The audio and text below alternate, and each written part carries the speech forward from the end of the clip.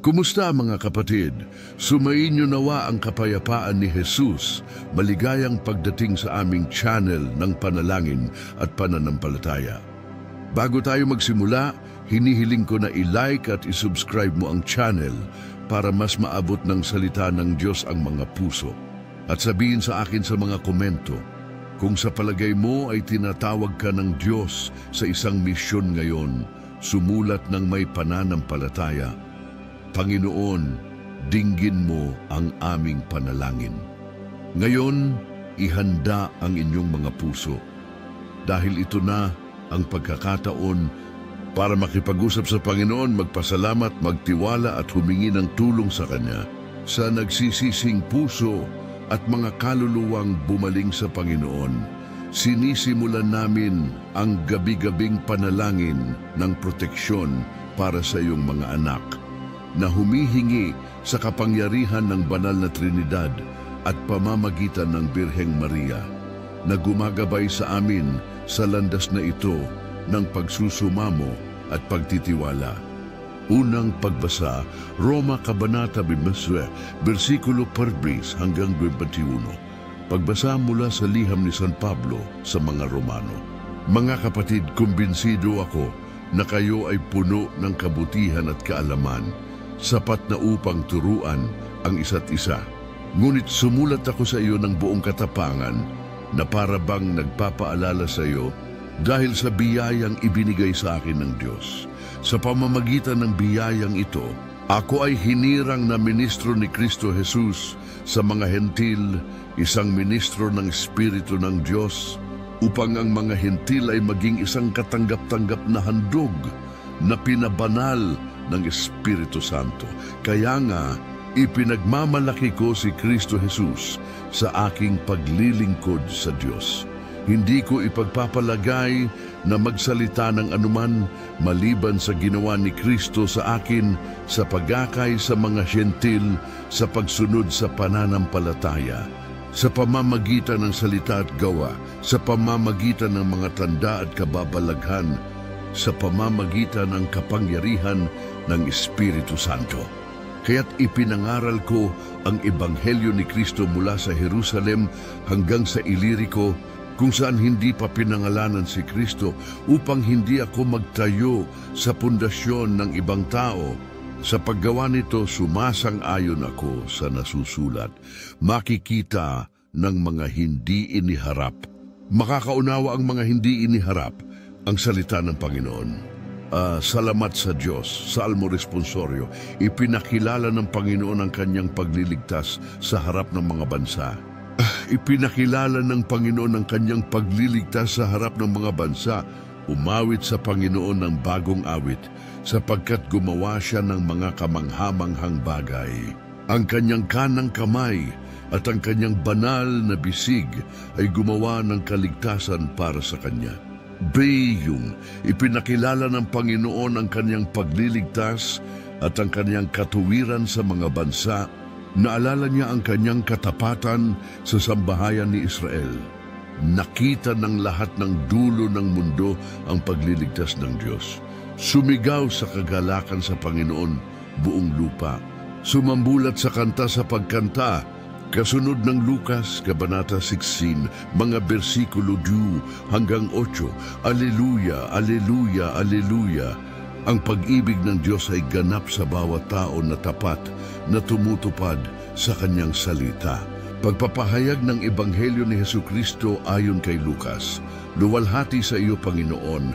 Noong panahong iyon, sinabi ni Jesus sa kaniyang mga alagad, ang isang mayamang lalaki ay may isang tagapamahala na inakusahan ng pag-aaksaya ng kanyang mga ari-arian.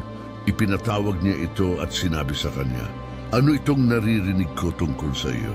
Ibigay mo ang iyong pananagutan sa iyong pamamahala, sapagkat hindi ka karapat-dapat na maging tagapamahala. Ang tagapangasiwa ay nagsimulang mag-isip sa kaniyang sarili, ano ang gagawin ko ngayong inaalis ng aking Panginoon ang pamamahala sa akin? At ako'y tumanggap sa mga tao, at ako'y tumanggap sa mga tao, at ako'y tumanggap ng mga tao, at ako'y nalilimos, At ako'y tumanggap sa mga tao, at ako'y nalilimos, at ako'y tumanggap ng mga tao, at ako'y nalilimos, at ako'y tumanggap ng mga tao bahay ko. Pagkatapos tinawag ang bawat isa sa kanyang mga may utang, tinanong niya, magkano ang utang mo sa aking Panginoon? Sumagot sila, 100 takal ng langis ng oliba. Sinabi ng manager, kunin mo ang iyong kwenta, umupo ka agad, at sumulat ng 50. At pagkatapos ay tinanong niya ang isa pa, at ikaw, magkano ang utang mo? Sumagot siya, 100 takal na trigo. Sinabi ng manager, kunin mo ang iyong kwenta at sumulat ng 80. At pinuri ng Panginoon ang hindi tapat na tagapamahala dahil siya ay kumilos ng may katalinuhan, sapagkat ang mga anak ng mundong ito ay higit na matalino sa pakikitungo sa kanilang sariling henerasyon kaysa sa mga anak ng liwanag. Ang Ebanghelyo ng Panginoon. Papuri sa iyo, Panginoong Hesukristo. Sa unang pagbasa, Roma 15:4-21, ipinakita sa atin ni San Pablo ang halimbawa ng isang taong kinikilala na ang lahat ng kanyang ginagawa ay nagmumula sa biyaya ng Diyos. Hindi siya nagmamapuri sa kanyang sarili, kundi kay Kristo na kumikilos sa pamamagitan niya. Si Paul ay ang tapat na ministro na tumutupad sa kanyang misyon ng pagdadala ng Ebanghelyo sa mga hindi pa nakakakilala kay Jesus. Dito, itinuturo sa atin ng Diyos na tayo rin ay tinawag upang maging instrumento ng kanyang pag-ibig, upang mag-ebanghelyo sa pamamagitan ng ating mga saloobin at salita. Hinahayaan ang banal na Espiritu na gabayan tayo. Ito ay isang paanyaya sa pagpapakumbaba at pagsunod sa misyon na ating natanggap. Sa Ebanghelyo, Lucas 16:1-8, sinabi ni Jesus ang talinghaga ng hindi tapat na tagapamahala na kahit na hindi tapat ay pinupuri dahil sa kanyang katalinuhan. Alam niya kung paano kumilos ng matalino sa harap ng mahirap na sitwasyon. Hindi pinupuri ni Jesus ang kawalang katapatan, kundi ang praktikal na karunungan ng taong iyon. Binabalaan niya tayo na ang mga anak ng liwanag, iyon ay tayong sumusunod sa Diyos, ay kadalasang hindi gaanong matalino at determinado kaysa sa mga anak ng mundo. Nais ng Panginoon na matutunan nating gamitin ang ating mga kaloob, oras at ari-arian ng may espiritual na karunungan na namuhunan sa kung ano ang may walang hanggang halaga, kaligtasan, pagmamahal at paglilingkod sa iba. Mensahe para sa araw na ito.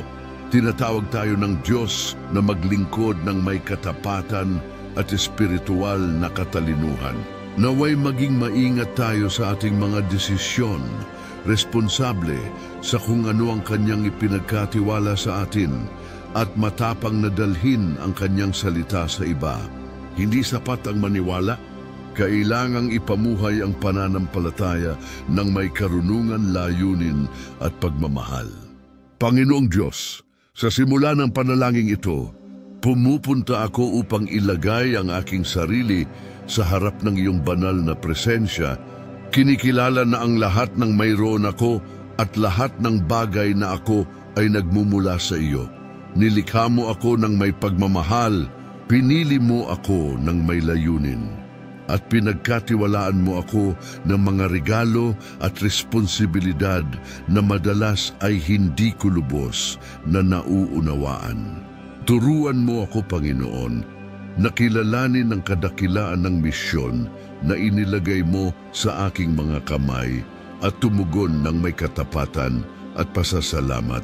Mahal na Ama, ilang beses kong nadama na hindi ko kayang tuparin ang tiwala na ibinigay mo sa akin. Sa harap ng mga paghihirap at pangangailangan ng buhay, madalas akong nag-alinlangan, hinayaan ang aking sarili na masiraan ng loob, at nag-alinlangan na ikaw ay tunay na makakakilos sa pamamagitan ko. Ngayon gayon pa man, ang iyong salita ay nagpapaalala sa akin na ang banal na Espiritu ang nagpapabanal sa aking handog na ginagawa itong kalugod-lugod sa iyong mga mata. Naway paglingkuran kita ng may kababaang loob at katapangan, tulad ng ginawa ni San Pablo na kay Kristo lamang nagpuri, Panginoong Jesus. Tinawag mo ako upang pamahalaan ang mga kaloob na ibinigay mo sa akin. Oras, salita, pag-ibig, pananampalataya, at ang mga pagkakataong lumilitaw sa bawat araw. Bigyan mo ako ng karunungan na huwag sayangin ang banal o pabayaan ang kabutihang magagawa ko. Kung paanong tinawag ang tagapangasiwa ng Ebanghelyo upang magbigay ng pananagutan. Naway malaman ko rin kung paano ipamuhay ang bawat sandali ng may pananagutan at pagbabantay. Batid na balang araw ay tatayo ako sa iyo upang ihatid ang mga bunga ng aking buhay. Banal na Espiritu, pinagmumulan ng lahat ng liwanag at pag-unawa, sumama sa akin sa panalangin ito at ipaliwanag ang mga bahagi ng aking buhay kung saan ako ay naging pabaya. Gaano kadalas akong nag-aalala tungkol sa kung ano ang panandalian at nakalimutan kong pangalagaan kung ano ang walang hanggan. Turuan mo akong puhunan ng aking puso sa kung ano ang may halaga sa harap ng Diyos, maging masinop tulad ng tapat na lingkod at huwag sayangin ang mga biyayang natatanggap ko araw-araw. Panginoon, nais kong matutong magtiwala sa iyo ng mas malalim. Nais kong maniwala na kahit na hindi ko nauunawaan ang iyong mga paraan, ikaw ang gumagabay sa aking kwento ng perpekto. Naway hindi ako matakot sa kinabukasan, ngunit umasa sa iyong paglalaan. Ipinagkatiwala mo sa akin ang isang misyon at dito mo rin inilalagay ang iyong sapat na biyaya upang may sa katuparan ito. Sa iyo nasusumpungan ko ang lakas na nagpapanatili sa akin at ang liwanag na gumagabay sa aking mga hakbang. O Diyos, na ipinagkatiwala sa akin ang mga tao, mga responsibilidad at mga regalo, gawin mo akong isang mabuting tagapangasiwa ng iyong kalooban. Naway buong pagmamahal kong pangalagaan ang aking pamilya, ang aking pananampalataya, ang aking gawain, at ang lahat ng ipinagkatiwala sa akin. Iligtas mo ako sa tukso na kumilos para sa pansariling interes at ipagkaloob sa akin ang kaloob ng katuwiran upang ang bawat desisyon ay magawa sa liwanag ng iyong salita, Panginoong Jesus. Ngayon nais kong ibigay sa iyo ang lahat ng mayroon ako at lahat ng kung ano ako. Kung sa anumang oras ay nabigo ako sa misyon na ipinagkatiwala mo sa akin, patawarin mo ako. Ibalik sa akin ang pagnanais na maglingkod ng may kagalakan at katapatan. Naway hindi maging kampante ang aking puso, ngunit paggalab ng pagmamahal sa iyong kaharian, na laging naghahangad na maging tanda ng iyong presensya sa mundo, Ama ng awa.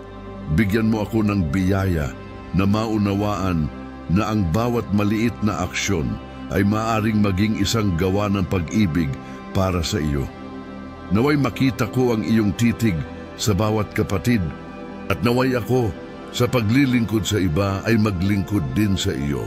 Gawin mo akong tapat sa maliliit na bagay upang kapag ipinagkatiwala mo sa akin ang mas malalaking responsibilidad, yakapin ko sila ng may kapanahunan at pananampalataya. Banal na Espiritu, mang-aaliw, pumarito ka sa akin at i-renew sa aking puso ang kagalakan ng paglilingkod. Palayain mo ako sa takot, espiritual na katamaran at pag-aalinlangan. Naway maging matalino ako gaya ng mga anak ng liwanag at gamitin ng may pag-unawa ang lahat ng inilagay ng Panginoon sa aking mga kamay. Turuan mo akong mamuhay ng may pag-iingat at pagkabukas palad at ilagay ang lahat ng aking pagtitiwala sa iyo, Panginoon. Maraming beses na pakiramdam ko ay maliit ako bago ang mga gawaing ipinagkatiwala mo sa akin. Ngunit ngayon gusto kong sabihin sa iyo, narito ako. Kahit mahina, nagtitiwala ako sa iyong lakas. Kahit hindi perpekto, nagtitiwala ako sa iyong awa.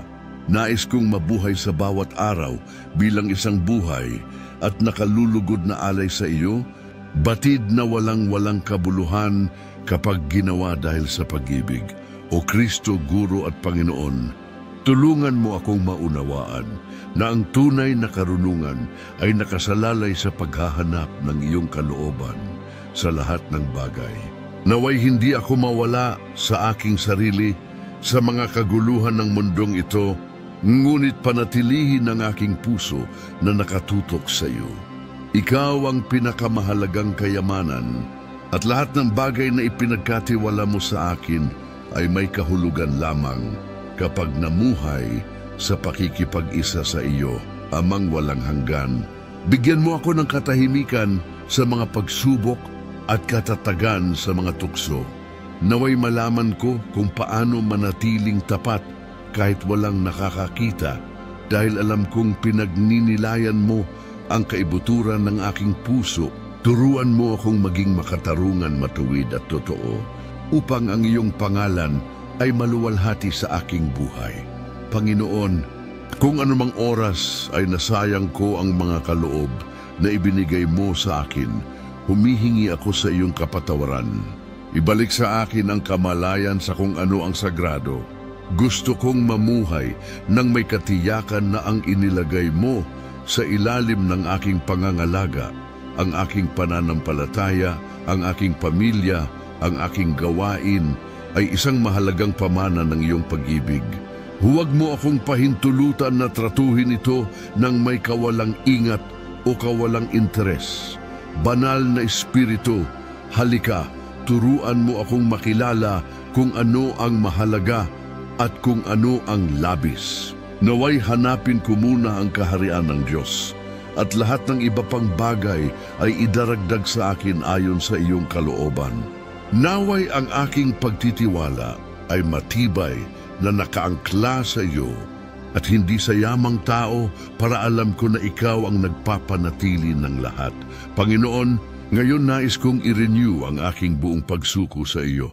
Nagtitiwala ako sa iyong mga plano, kahit na hindi ko maintindihan ang landas. Alam kong ipinagkatiwala mo sa akin ang isang natatanging misyon, at nais kong tuparin ito ng may pagmamahal at katapatan. Naway ang bawat pintig ng aking puso ay maging oo sa iyong pagtawag, at naway ang buong buhay ko ay para sa iyong kaluwalhatian. Panginoong Jesus, sa sandaling ito ng katahimikan at pagninilay, nais kong palalimin ang aking kaluluwa sa misteryo ng iyong pagtitiwala. Napakadakila ng iyong pag-ibig na kahit alam mo ang aking mga kahinaan, patuloy kang nagtitiwala sa akin. Hindi mo ako itinatakwil kapag ako ay nagkamali, bagkus ay tinatawag mo akong muli sa katapatan. Ang iyong pasensya, Panginoon, ay salamin ng iyong walang katapusang awa. Turuan mo akong huwag sumuko sa misyon dahil sa aking pagkahulog, ngunit laging bumangon ng ang aking tingin ay nakatuon sa iyo. Mahal kong Ama, ilang beses kong tiningnan ang aking mga limitasyon at sinabing, hindi ko kaya. Ngunit ngayon gusto kong sabihin ng may pananampalataya, magagawa ko ang lahat ng bagay sa pamamagitan niya na nagpapalakas sa akin. Kung ikaw ay nagtitiwala sa akin, ito ay dahil alam mo na ako ay maaaring lumago sa ilalim ng iyong biyaya. Hindi mo ako pinili dahil ako ay malakas, ngunit upang ang iyong lakas ay mahayag sa akin. Naway matuto ako, Panginoon, na lumakad ng may kumpiyansa kahit na ang mga pangyayari ay tila hindi paborable.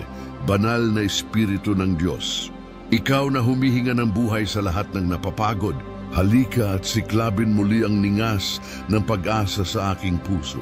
Hindi ko nais na maging isang hindi nag-iingat na lingkod o isang nagambalang tagapangasiwa, ngunit isang taong kumikilos ng may pag-iingat at kasigasigan.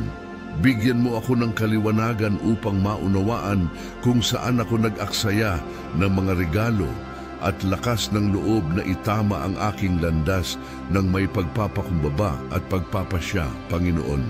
Ang iyong salita ay nagtuturo sa akin na ang mga anak ng mundong ito ay higit na matalino kaysa sa mga anak ng liwanag. Anong makapangyarihang babala, Panginoon? Huwag mo akong pahintulutang ipamuhay ang aking pananampalataya ng walang ingat. Naway magkaroon ako ng parehong karunungan at kasipagan tulad ng mga nag-aalay ng kanilang sarili sa kung ano ang makalupa, ngunit nakadirekta sa kung ano ang walang hanggan. Naway malaman ko kung paano ilaan ang aking oras, lakas, at mga talento sa bagay na humahantong sa kaligtasan, Ama ng kabutihan. Ipaunawa mo sa akin na ang bawat gawain, gaano man ito kaliit, ay isang pagkakataong maglingkod sa iyo. Naway makita ko ang iyong presensya sa mga karaniwang bagay sa buhay, sa trabaho, sa tahanan, sa mga pakikipagtagpo at sa mga paghihirap. Turuan mo akong baguhin ang pang-araw-araw na gawain sa isang alay at mga responsibilidad sa mga gawa ng pag-ibig.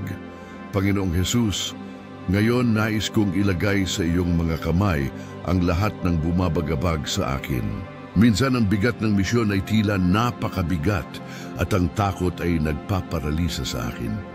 Ngunit alam ko na hindi mo ipinagkatiwala sa akin ang isang bagay na hindi ko kayang dalhin sa iyo. Ipagkaloob mo sa akin ang biyayang pasanin ang aking krus ng may katapatan at katahimikan. Batid na sa pagsunod sa iyo, nasusumpungan ko ang tunay na kalayaan. Banal na Espiritu, ibuhos mo sa akin ang kaloob ng pag-unawa. Iligtas mo ako mula sa padalos-dalos na pagpapasya, mula sa padalos-dalos na paghatol, mula sa mga landas na hindi mo kinalulugdan. Turuan mo akong maghintay sa iyong oras at makilala ang iyong tinig na nagsasalita sa katahimikan ng puso. Naway hindi ko malito ang pagmamadali sa probidensya ni ang takot sa pagiging maingat, ngunit lubos na magtiwala sa iyong patnubay. Tapat na Diyos, maraming beses na nais kong kontrolin ang lahat, nalilimutan na ang pamamahala ng buhay sa huli ay sa iyo. Ngayon ay ipinagkakatiwala ko sa iyo ang pamamahala sa aking kwento. Naway maging isang mabuting katuwang ako sa iyong kalooban, ngunit huwag kailanman ilagay ang aking sarili sa lugar ng Panginoon. Naway matuto akong umasa sa iyo sa lahat ng bagay at makita ang iyong kamay na gumagabay sa bawat hakbang ng aking landas. Panginoon, i-renew mo sa akin ang sigasig para sa mga sagradong bagay. Naway hindi ko kailanman tratuhin ang mga hiwaga ng pananampalataya nang walang malasakit, ni isabuhay ng mababaw ang tawag sa kabanalan. Dagdagan mo sa akin ang pagnanais na maglingkod sa iyo ng may wagas at tapat na pagmamahal. Naway maging saksi ang aking buhay sa iyong presensya at isang daluyan ng biyaya para sa mga nakapaligid sa akin. Ama, ipinagkatiwala mo sa akin ang biyaya ng pananampalataya at hinihiling ko na huwag itong mapatay. Bigyan mo ako ng katatagan sa panalangin, pagtitiyaga sa pakikibaka, at pagpapakumbaba na kilalanin ang aking mga limitasyon. Naway kapag tinitingnan ko ang aking kahinaan, naway makita ko dito ang isang pagkakataon upang luwalhatiin ka, sapagkat sa aking kahirapan ay nahayag ang kayamanan ng iyong pag-ibig.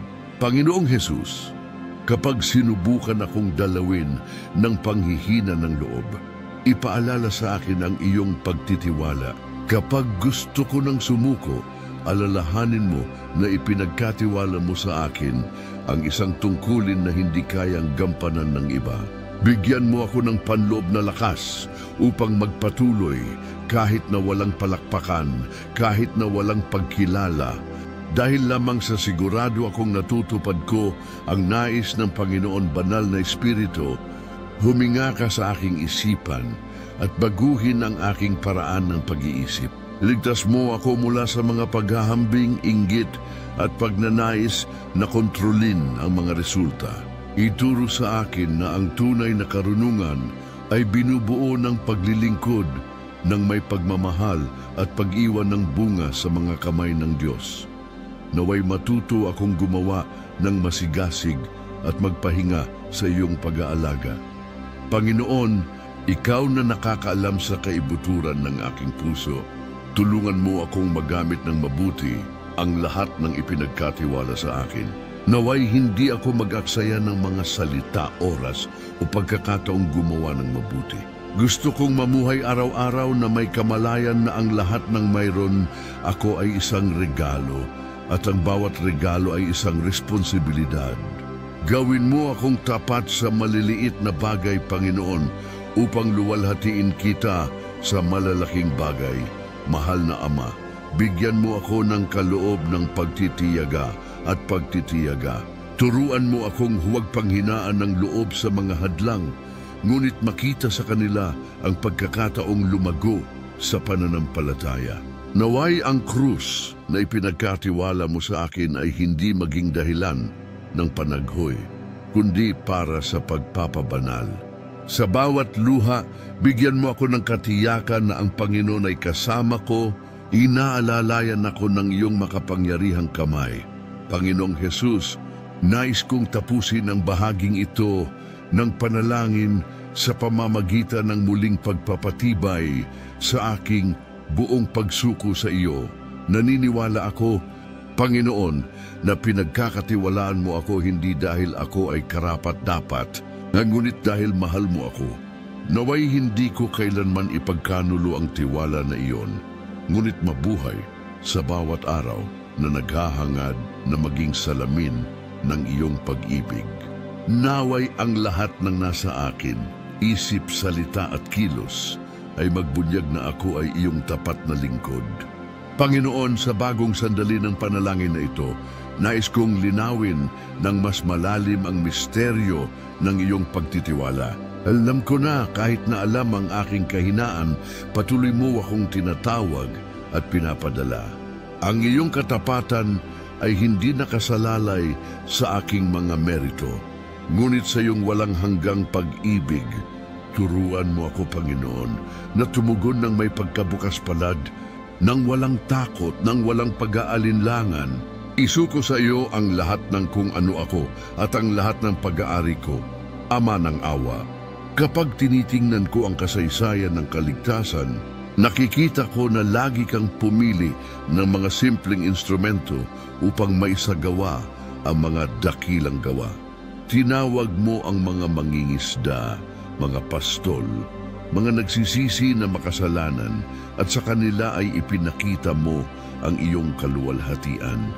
Gayon din ang nais kong maging, Panginoon, isang masunuring instrumento sa iyong mga kamay, upang kahit sa aking kaliitan ay mapasikat ko ang iyong liwanag sa harap ng mga tao. Banal na Espiritu, pukawin mo sa akin ang lakas ng loob ng isang taong lubos na nagtitiwala sa Diyos.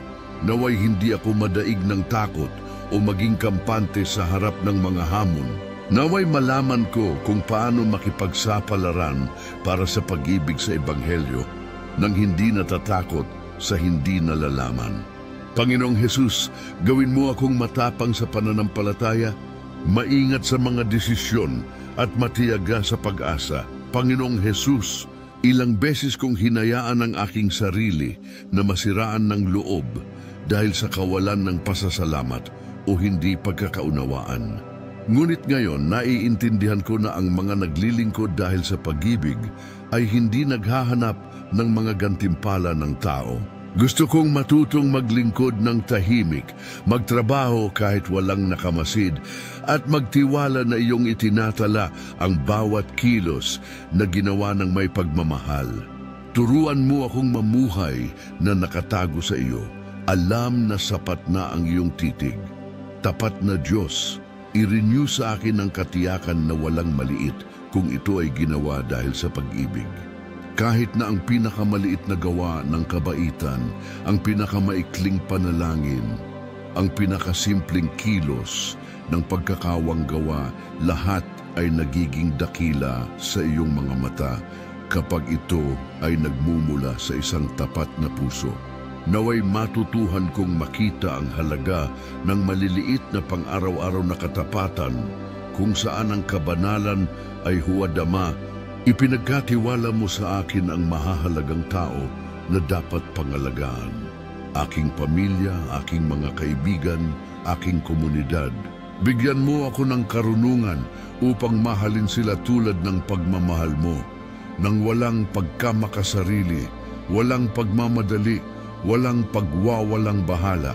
Naway ako ay maging isang presensya ng kapayapaan at liwanag, kung saan may kapaguran, at naway ako, sa pamamagitan ng mga salita at kilos, ay magdala ng kaaliwan at pag-asa sa mga nakapaligid sa akin. Panginoon, ilang beses ko nang ipinangako sa iyo ang katapatan at nabigo, ngunit ngayon nais kong i-renew ang aking tipan sa iyo. Hindi ko nais na mabuhay sa pagkakasala, ngunit sa pagbabagong loob. Alam ko na ang iyong pagpapatawad ay mas malakas kaysa sa aking kasalanan, at na ang iyong biyaya ay may kakayahang muling itayo ang aking sinira. Muling itayo, Panginoon, ang mga pagkasira ng aking puso at gawin akong muli na isang tapat na lingkod. Banal na Espiritu, turuan mo akong makinig sa iyong tinig sa kaibuturan ng aking budhi. Naway malaman ko kung paano makilala kung kailan mo ako inakay palayo sa maling landas at ginabayan ako sa katotohanan. Huwag mo akong pahintulutang patigasin ang aking puso sa harap ng iyong mga babala. Bigyan mo ako ng sensitibo at masunuring puso, handang magbago kung kinakailangan. Panginoong Jesus, bigyan mo ako ng kaloob ng karunungan upang magamit mong mabuti ang mga bagay na ipinagkatiwala mo sa akin. Naway hindi ako mabuhay para lamang makaipon, ngunit upang ibahagi. Naway ang bawat mapagkukunan na mayroon ako, panahon, salita, regalo, ari-arian, ay mailagay sa paglilingkod sa iyong kaharian.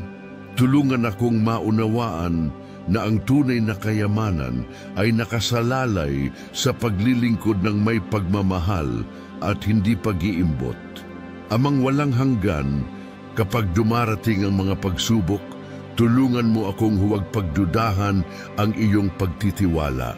Naway maunawaan ko na ang bawat hamon ay isang paanyaya din sa espiritual na kapanahunan. Naway hindi ako bumulong-bulong sa harap ng sakit, ngunit baguhin ang bawat pagdurusa sa panalangin. Naway ang krus na aking dinadala ay maging altar kung saan ko ihahandog sa iyo ang aking buhay.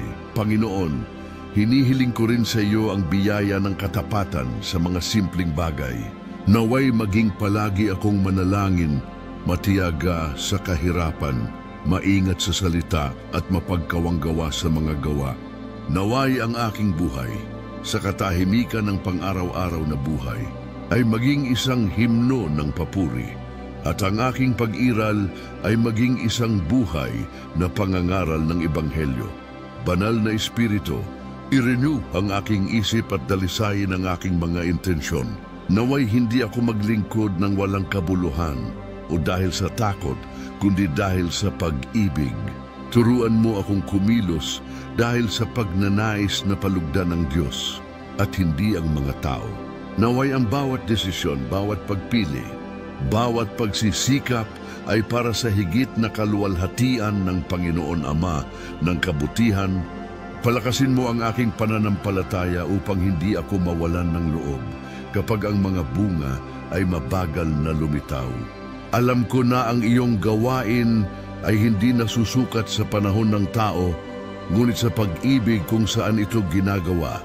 Bigyan mo ako ng katahimikan sa paghihintay at ang pagtitiwala ng isang taong nakakaalam na ang iyong panahon ay perpekto. Panginoong Jesus, paalalahanan mo ako sa tuwing nararamdaman kong wala akong silbi, na ikaw ay nagtitiwala sa akin. Na kahit hinahamak ako ng mundo, tinitingnan mo ako ng may lambing at sasabihin, humayo ka at tuparin mo ang misyon na ipinagkatiwala ko sa iyo. Naway umalingaw-ngaw ang mga salitang ito sa aking puso at panatilihin ang aking pananampalataya sa lahat ng oras sa buhay. Panginoon, nais kong tapusin ang bahaging ito ng panalangin sa pamamagitan ng pasasalamat sa iyong pagtitiwala sa akin. Naway ang iyong tiwala ay maging aking motibasyon at aking kabuhayan. Naway mamuhay ako sa paraang karapat-dapat. Sa tungkuling natanggap ko, naglilingkod ng may kagalakan at tiyaga hanggang wakas. At pagdating ng araw na magbigay ng pananagutan sa iyo, naway marinig ko ang iyong mga banal na salita. Magaling, mabuti at tapat na alipin, pumasok ka sa kagalakan ng iyong Panginoon. Ito ay isang napakalalim at taos-pusong panalangin na tumatalakay sa mahahalagang punto ng buhay ng pananampalataya. Ang pagtitiwala ng Diyos sa atin, ang pagdaig sa takot, katapatan at pagsuko sa pagsunod sa halimbawa ni Maria. Upang gawin itong mas tuloy-tuloy na may mas natural na ritmo para sa pagmumuni-muni at pagkopya, inayos ko ito sa mga pampakay na talata. Inaalis ang pagnunumero at pagpapabuti ng ilang mga transition. Ang tono ng pagsusumamo at pagsuko ay napanatili. Narito ang pinahusay na bersyon ng iyong panalangin. Panalangin para sa biyaya na tumugon sa pagtitiwala ng Diyos Panginoong Diyos habang sinisimulan ko ang panalangin ito. Inilalagay ko ang aking sarili sa iyo ng may bukas na puso, nagnanais na maunawaan ang kadakilaan ng iyong pagtitiwala na ibinigay sa akin. Maliit man ang aking lakas, tinitingnan mo ako ng may pagmamahal at naniniwala sa itinanim mo sa aking pagkatao. Ipagkaloob mo sa akin, Panginoon, ang biyaya na suklian ng tiwala na ito, hindi umatras sa harap ng mga hamon at manatiling matatag sa landas na maghahatid sa akin sa kabanalan. Diyos ng kabutihan, ilang beses ko nang pinagdudahan ng aking sarili at nakalimutan na hindi ka nagdududa. Kapag ang panghihina ng loob ay pumapalibot sa akin at ang kawalan ng katiyakan ay dumadalaw sa akin, ipaalala sa akin na ang iyong pagtitiwala ay tanda ng iyong palagiang presensya. Turuan mo akong makita ang bawat paghihirap bilang isang pagkakataon upang patunayan ang aking pagmamahal sa iyo, hindi nagtitiwala sa aking mga kahinaan, ngunit sa iyong katapatan, Panginoong Hesus. Dinawag mo akong lumakad sa tubig ng pananampalataya kahit na malakas ang ihip ng hangin. Naway huwag mawala ang aking sarili sa pagtingin sa takot, ngunit panatilihin ang aking mga mata na nakatuon sa iyo na siyang matatag na bato. Naway ang bawat hakbang na gagawin bilang pagsunod ay maging tugon sa iyong pagtitiwala sa akin, dahil ang iyong krus ang pinakadakilang tanda ng iyong pagtitiwala sa plano ng Ama. Turuan mo akong pasanin ang aking krus ng may pagtitiis. Sa paniniwalang ito ang maghahatid sa akin sa tagumpay. Banal na Espiritu, liwanagin mo ang aking mga iniisip at painitin ng aking puso. Ipakita sa akin na ang pagtitiwala sa Diyos ay hindi isang pasanin, ngunit isang mahalagang regalo. Tulungan mo akong maunawaan na kung nagtitiwala siya sa akin, ito ay dahil binibigyan niya ako ng kapangyarihan.